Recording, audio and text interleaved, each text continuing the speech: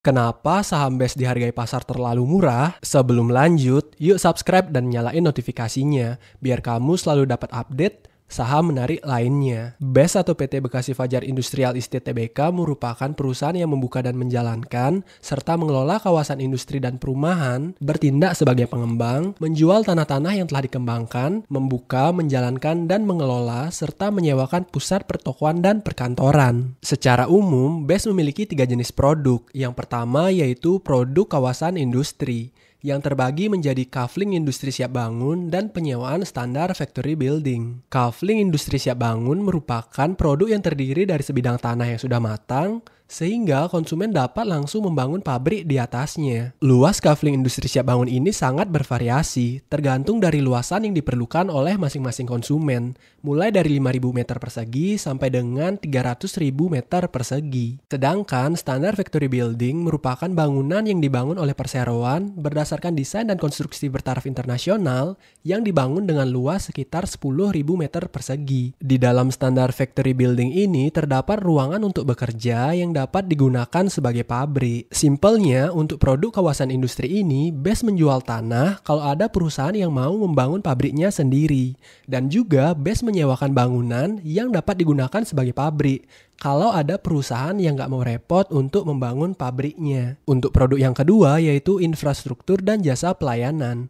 Produk ini terdiri dari jasa pengolahan lahan, jasa penyediaan air industri, dan jasa pengelolaan air kotor atau limbah. Jasa pengolahan lahan merupakan jasa pelayanan kepada penghuni kawasan industri MM2100 seperti pengumpulan sampah, penjagaan keamanan, pemeliharaan lingkungan, pelayanan dan pemeliharaan setiap fasilitas umum serta infrastruktur, jalan-jalan utama dan pendukung, lanskap, penerangan jalan umum, hingga mengelola pasukan pemadam kebakaran dan tim keamanan yang siaga selama 24 jam. Nah, penyediaan air industri ini merupakan jasa berupa penyediaan air untuk keperluan industri bagi seluruh tenan di kawasan industri MM2100. Air baku ini diambil dari Kali Citarum yang diolah sesuai standar kebutuhan industri sebelum dipasok untuk para tenan. Lalu, jasa pengelolaan air kotor merupakan jasa berupa pengolahan air limbah bagi para tenan yang berlokasi di dalam kawasan industri MM2100 sebelum air limbah tersebut dialirkan ke sungai. Untuk produk yang ketiga yaitu komersial dan fasilitas pendukung. Produk ini terdiri dari berbagai fasilitas, sarana dan prasarana di kawasan industri MM2100 seperti Enso Hotel, kantor Beva Square, service apartment, restoran Jepang, data center, pasar swalayan, bank, kantor polisi, pos pemadam kebakaran,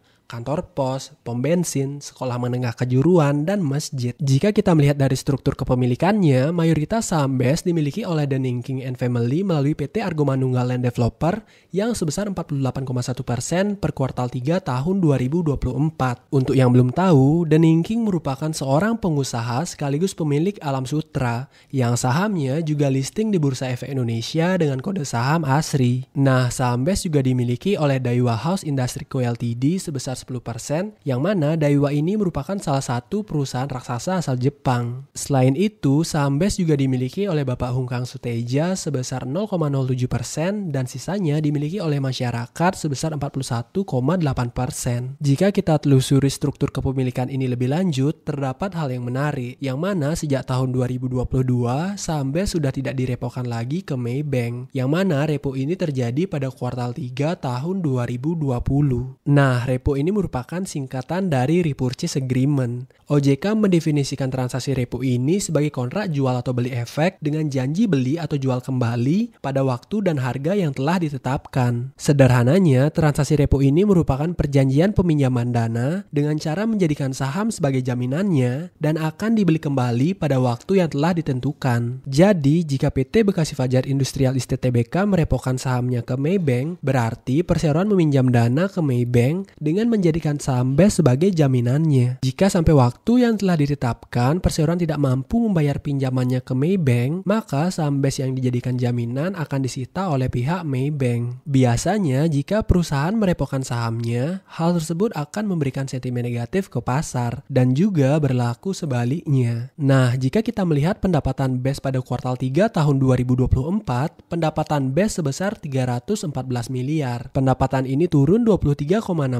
jika dibandingkan dengan pendapatan pada kuartal 3 tahun 2023 yang sebesar 411 miliar. Jika kita breakdown, pendapatan BES ini dikelompokkan menjadi dua segmen, yaitu segmen kawasan industri dan segmen lainnya. Segmen kawasan industri ini terdiri dari pendapatan atas penjualan tanah, maintenance fee, service charge, air, dan sewa. Sedangkan segmen lainnya terdiri dari pendapatan atas hotel dan lainnya. Sejak tahun 2011, pendapatan atas penjualan tanah berkontribusi sekitar 80-90% dari total pendapatan Bekasi Fajar. Namun sejak tahun 2020, porsi penjualan tanah tersebut mengalami penurunan. Bahkan pada tahun 2021, porsi penjualan tanah Bekasi Fajar hanya sebesar 35% dari total pendapatan pada tahun tersebut. Yang mana hal tersebut disebabkan karena pada semester 1 tahun 2021, Bekasi Fajar tidak berhasil menjual tanahnya. Sehingga hal tersebut juga yang menyebabkan pendapatan Bekasi Fajar pada tahun 2021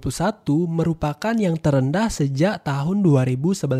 Jika kita melihat tren penjualan di segmen kawasan industrinya, penjualan tertinggi Bekasi Fajar terjadi pada tahun 2013, bertepatan dengan puncak siklus dari properti. Seperti yang kita tahu, puncak siklus properti sebelumnya terjadi di sekitar tahun 2012-2013. Menurut Bapak Adrianto yang merupakan Direktur Utama Summarecon Agung atau SMRA, properti booming pada tahun 2012-2013 tersebut terjadi karena tiga hal. Yang pertama, karena tingginya permintaan. Tapi permintaan ini tidak diikuti oleh supply yang sesuai, sehingga harga properti meningkat. Yang kedua, karena suku bunga yang rendah. Sejak bulan Februari 2012 sampai dengan bulan Mei tahun 2013, suku bunga BI berada di 5,75%, yang merupakan suku bunga terendah pada saat itu. Selain itu, suku bunga di US pada tahun 2012 merupakan salah satu yang terendah, bahkan pernah menyentuh di bawah 0,1%. Suku bunga yang rendah akan mendorong permintaan kredit karena beban bunganya menjadi lebih rendah. Nah, yang ketiga yaitu karena kenaikan harga komoditas, khususnya batu bara di tahun 2009 sampai dengan tahun 2011. Tingginya harga batu bara membantu meningkatkan likuiditas karena keuntungan yang dihasilkan dari tingginya harga batu bara dialokasikan untuk membeli properti. Sehingga hal tersebut meningkatkan permintaan terhadap properti yang berdampak juga pada kenaikan harga properti itu sendiri. Jika kita telusuri lebih lanjut terkait land bank yang dimiliki oleh Bekasi Fajar, gross land bank yang dimiliki Bekasi Fajar pada kuartal 3 tahun 2024 sebanyak 1029 hektar, sedangkan net land banknya sebanyak 678 hektar. Sejak tahun 2016, gross land bank Bekasi Fajar berkisar di 1000 hektar, sedangkan untuk net land banknya berkisar di 700 hektar. Jika kita lihat perbandingan net land bank dengan gross land banknya selama 5 tahun terakhir berkisar di 66%, yang berarti dari keseluruhan tanah yang dimiliki oleh Bekasi Fajar sebesar 34%-nya digunakan sebagai fasilitas pendukung seperti jalan dan infrastruktur lainnya. Jika kita melihat volume penjualan tanah yang tercermin dari marketing sales-nya, pada kuartal 3 tahun 2024, BES berhasil memperoleh marketing sales sebanyak 13 hektar dengan nominal 404 miliar. Volume marketing sales ini meningkat 160% jika dibandingkan dengan kuartal 3 tahun 2023 yang sebanyak 5 hektar. Peningkatan marketing sales ini didukung oleh penjualan lahan industri yang akan digunakan sebagai data center, FMCG, otomotif, cold storage, dan lain-lain. Jika dilihat secara nominal dan volume penjualan, marketing sales pada kuartal 3 tahun 2024 sudah menunjukkan perbaikan. Marketing sales yang sebanyak 13 hektar selama 3 kuartal di 2024 ini sudah lebih tinggi 44% jika dibandingkan dengan marketing sales full year di tahun 2023 yang sebanyak 9 hektar. Bahkan jika kita melihat secara nominal, marketing sales yang sebesar 404 miliar sampai kuartal 3 tahun 2024 ini sudah melampaui marketing sales secara tahunan di 2023 yang sebesar 231 miliar. Jika kita bandingkan dengan target perseroan pada tahun 2024, marketing sales ini setara 67% dari target perseroan yang sebesar 600 miliar. Nah, jika kita bandingkan dengan marketing sales pemain lainnya seperti Demas, SSIA, dan DILD, maka akan terlihat bahwa pada kuartal 3 tahun 2024 mulai adanya perbaikan, yang mana marketing sales untuk keempat pemain kawasan industri ini mengalami peningkatan yang cukup signifikan. Khususnya untuk SSIA yang lahannya diborong oleh BYD sebanyak 108 hektar di Subang, yang menyebabkan marketing sales SSIA pada kuartal 3 tahun 2024 menjadi 1,7 triliun triliun atau meningkat 2.100% jika dibandingkan dengan marketing sales di kuartal 3 tahun 2023. Jika kita kembali ke base untuk melihat accounting salesnya, accounting sales Bekasi Fajar sampai dengan kuartal 3 tahun 2024 sebesar 170 miliar yang diperoleh dari pendapatan atas penjualan tanah. Penjualan tanah ini mengalami penurunan sebesar 40,7% jika dibandingkan dengan kuartal 3 tahun 2023 yang sebesar 287 miliar. Penurunan accounting sales ini salah satunya disebabkan penurunan volume penjualan tanah yang diserah terima. Karena sebelum tanah tersebut diserah terima, maka penjualan tanah tersebut belum bisa diakui sebagai pendapatan. Meskipun jika dilihat dari ASP-nya, ASP pada kuartal 3 tahun 2024 mengalami kenaikan 10% menjadi 3.100.000 per meter persegi dari sebelumnya 2.800.000 pada kuartal 3 tahun 2023. Jika kita melihat segmen lainnya, segmen ini terdiri dari pendapatan hotel dan pendapatan lain-lain. Pendapatan lain-lain ini seperti pendapatan atas restoran Jepang dan golf. Sejak tahun 2011, pendapatan lain-lain ini cenderung fluktuatif. Sedangkan pendapatan atas hotel sudah menunjukkan perbaikan sejak terkoreksi di tahun 2020. Pada kuartal 3 tahun 2024, pendapatan atas hotel bertumbuh 5,6% secara year on year. Dari 8,4 miliar di kuartal 3 tahun 2023, meningkat menjadi 8,8 miliar di kuartal 3 tahun 2024.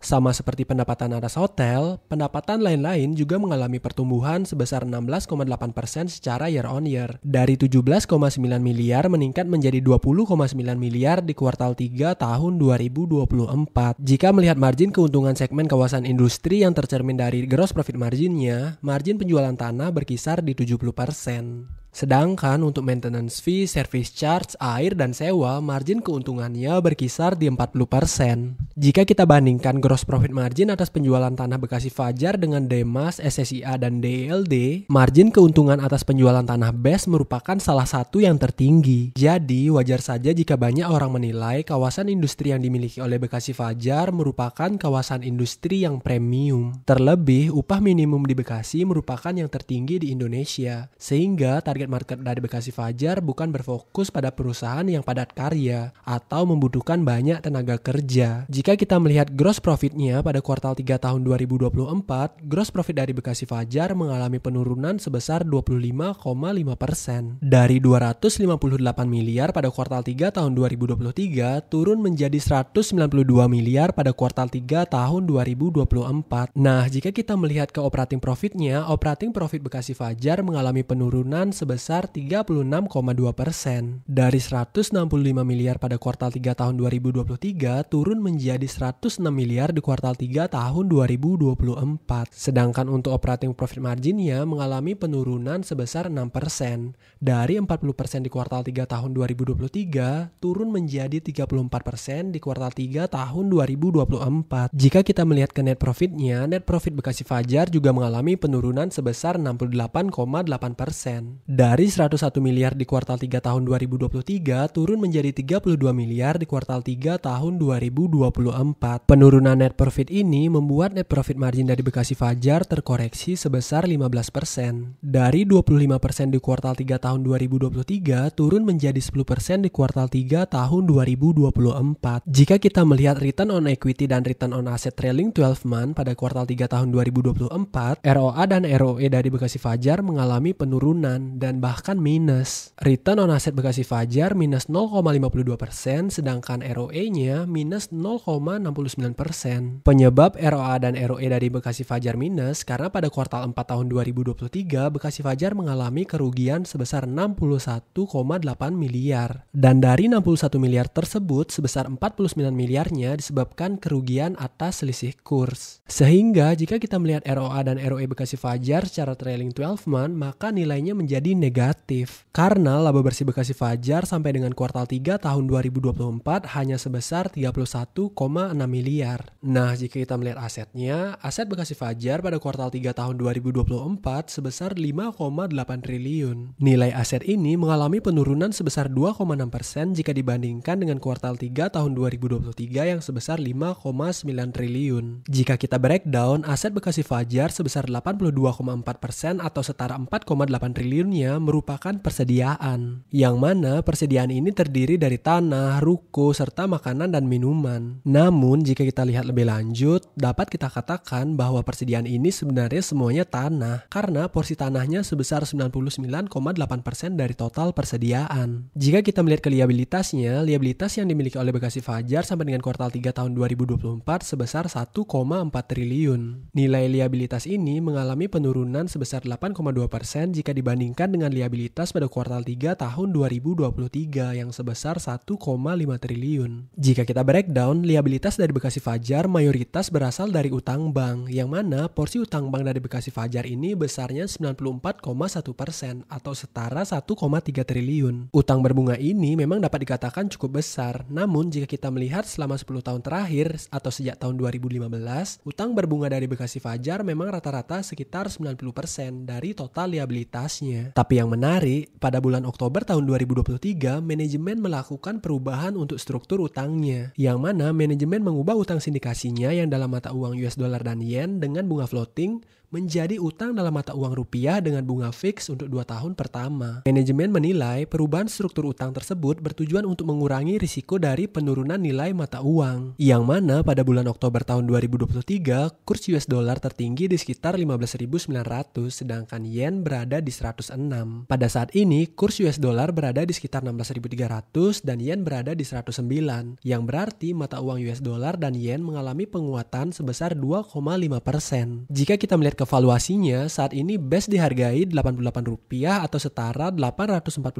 miliar. Jika kita menghitung aset berkualitas bersihnya saja seperti cash dan inventorinya, itu bernilai 5 triliun. Jika aset berkualitasnya dikurangi dengan seluruh utangnya yang sebesar 1,4 triliun, maka akan memperoleh angka 3,6 triliun atau setara Rp376 per lembar saham. Anggap saja kita memberikan margin of safety sebesar 50%, maka akan diperoleh angka Rp188 per lembar saham. Dengan asumsi tersebut, Bekasi Fajar berpotensi mengalami kenaikan sebesar 100%. Akan tetapi, BES merupakan saham aset play.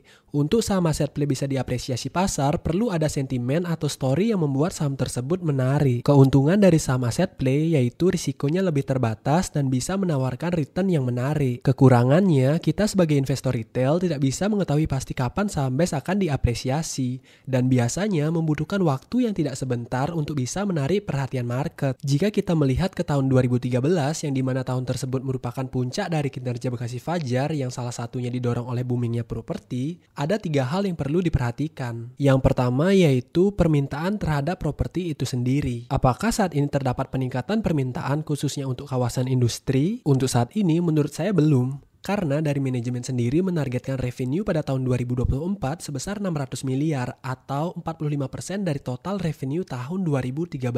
Nah, untuk yang kedua yaitu apakah suku bunga saat ini sudah cukup rendah? Untuk suku bunga BI saat ini berada di 5,75% atau sama seperti suku bunga pada bulan April tahun 2013. Yang mana puncak harga saham BES terjadi di bulan Mei tahun 2013 yang berkisar Rp1.020 per lembar saham. Namun jika kita bandingkan dengan tahun 2020, suku bunga saat ini sudah naik cukup tinggi karena sebelumnya suku bunga BI berada di 3,5%. Jika kita bandingkan dengan suku bunga di US, suku bunga tahun 2012 berada di bawah 0,1% dan saat ini suku bunga di US berkisar 4,5%. Meskipun saat ini The Fed sudah mulai memotong suku bunganya, tapi tetap saja suku bunga saat ini tergolong cukup tinggi jika melihat selama 15 tahun terakhir. Bahkan level ini menyamai suku bunga tahun 2007 sebelum terjadinya Global Financial Crisis. Hal ketiga yang perlu diperhatikan yaitu apakah sebelumnya sudah terdapat peningkatan harga komoditas yang signifikan. Nah, untuk poin ketiga yaitu peningkatan harga komoditas khususnya batu bara sudah terjadi sejak tahun 2021.